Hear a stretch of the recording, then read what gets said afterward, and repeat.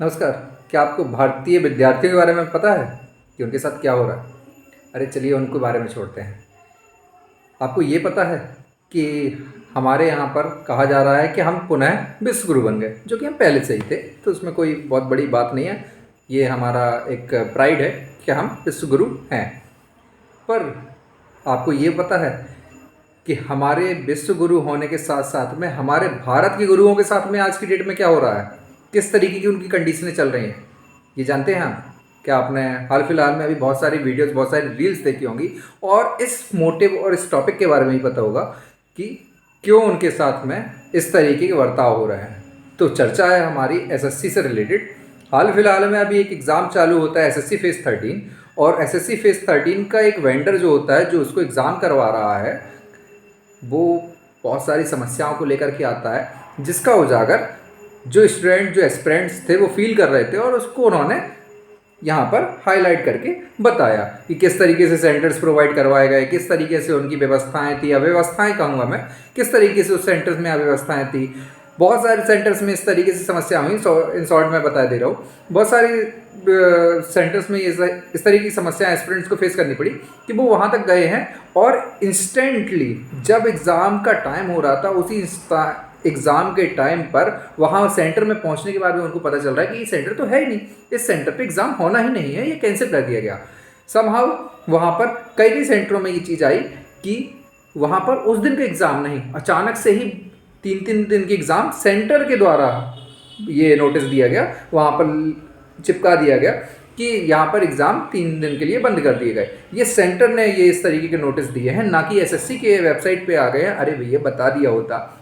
एक तो ऑलरेडी आप एसएससी के जो एग्ज़ाम थे, वो अपनी कुछ टेक्निक्स और टैक्टिक्स के कारण स्टूडेंट्स को बहुत दूर दूर के सेंटर्स दे रहे थे, ताकि वो क्या करें, कुछ सेटिंग्स वगैरह ना कर पाए वहाँ पर। वो बड़ा अपना फ्रॉड और इन सब से बचने के लिए उन्होंने ये टेक्निक अपनाई कि स्टूडेंट को बहुत दूर दूर के सेंटर दिए जाएँ, ताकि वो अपनी सेटिंग ना जमा पाएँ। चलिए ठीक है, ये भी मान लेते हैं कि आपने बहुत अच्छा किया।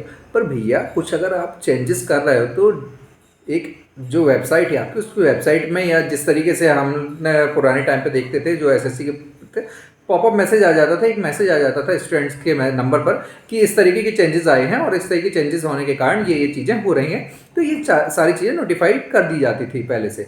पर ये तरीके से अभी ऐसा कुछ नहीं हुआ है। एक एग्ज़ाम खेतों जंगलों में हो रहे हैं, कहीं पर भी हो रहे हैं, और जब स्टूडेंट वहाँ पर एग्ज़ाम सेंटर में पहुँच रहा है तब उसको पता चले कि भैया यहाँ पर तो एग्ज़ाम है ही नहीं, आज एग्ज़ाम होना ही नहीं है। अब वो इतना सारा खर्चा करके, इतना मेंटली जो स्ट्रगल है वो करके पहुँचा है, और आपको ये सारी चीज़ें देखने मिलती हैं। ऑब्वियस सी बात है, वो परेशान होगा तो प्रोटेस्ट करेगा। ये चीज़ें जब बताई जाती हैं तो उन्होंने अपने टीचर्स को कहते हैं, टीचर्स जाकर के कहते हैं भैया चलो हम आपके लीडर हैं, हम आपके सॉरी लीडर नहीं हैं, हम आपके टीचर हैं, शिक्षक हैं, गुरु हैं, तो हम आपके समस्याओं की पहल को लोगों तक पहुंचाएंगे और उसको सुधार करने की कोशिश करेंगे। जो भी डिपार्टमेंट इससे जुड़ा हुआ है वो जाते हैं बात करने के लिए, बात तो बात होती ही नहीं है। वहाँ पर बल प्रयोग कर दिया जाता है हमारे गुरुओं पर, जो कि विश्व गुरु हम बन चुके हैं। भारत तो भारत इतना विश्व गुरु बन चुका है कि अपने जो गुरु थे उन गुरुओं पर ही प्रहार कर दिया जाता है, लाठी डंडे चला दिए जाते हैं, थप्पड़ मारे जाते हैं, किसी के हाथ तोड़ दिया जाता है लाठी मार करके, थप्पड़ मारे जाते हैं और रगड़ते हुए, घसीटते हुए बसों में बंद कर दिया जाता है। इस तरीके की समस्याएं हमारे गुरुओं को झेलनी पड़ी। और बात की जाती है, जब कभी मिलने के लिए बुलाया जाता है तो एक रिप्रेजेंटेटिव जो एसएससी के थ्रू मिलता है इनसे, वो कह देता है कि भैया वो तो समस्याएं होती हैं। बहुत सारी आपने वीडियो देखी होगी कि अभिनय सर वाली वीडियो भी आई है, उसमें कुछ क्लिप कटी हुई थी, तो उस पर बताए, वो बोलते हैं कि मैंने भैया 2017 में वर्दी पहन करके उतार दी है। मतलब वो सिलेक्शन ले करके, वो सारी चीज़ें फेस करके, वो उस स्टेज तक पहुंच करके उन्होंने शिक्षा जगत में अपना चुनाव कर लिया। इस तरीके का डिपार्टमेंट जवाब देता है कि अगर आप मर्द होते तो हम क्या उम्मीद करें, स्टूडेंट क्या उम्मीद करें। एक हिसाब से तो आप अगर एग्ज़ाम नहीं दिलवाना चाह रहे हैं, आप नौकरी नहीं देना चाह रहे हैं, तो आप जॉब्स को निकालना ही बंद कर दो।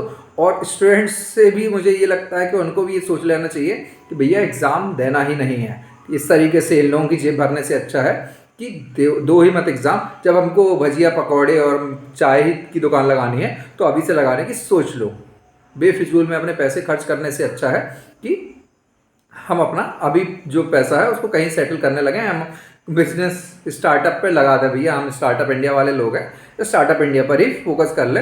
इनका यही मानना है, सरकारी नौकरी की इनको ज़रूरत नहीं है, सरकारी कर्मचारियों की इनको ज़रूरत नहीं है। ऑलरेडी इनके पास में कर्मचारी हैं जो डंडे चला सकते हैं, और इनको सिर्फ इतने के लिए ही डंडे चाहिए, डंडे चलाने वाले लोग ही चाहिए, जो अगर इनसे सवाल पूछने आए तो इनसे कह दिया जाए भैया डंडे चलाओ, बस में भरो और घुमाते रहो। आई होप कि आपको ये सारा जो मेरा आयरनी फेज़ और जिस तरीके की जो मैं बात कर रहा हूँ समझ में आ रही होगी। सीरियस मैटर है। होप कि आपको ये चीज़ों को, इस प्रोपेगेंडा को, इस प्रोटेस्ट को सपोर्ट करना चाहिए।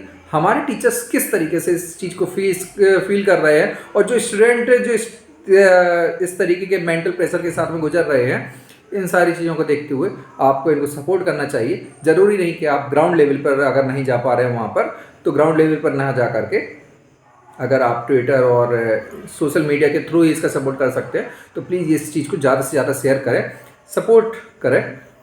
ट्विटर हैंडल वगैरह और एक्स हैंडल वगैरह में भी इन सब चीज़ों के जो हैशटैग चल रहे हैं उनको फैलाएं, और थोड़ी सा वायलेंस से दूर हट करके इन सारी चीज़ों में जितना सपोर्ट कर सकते हैं करें। Thank you.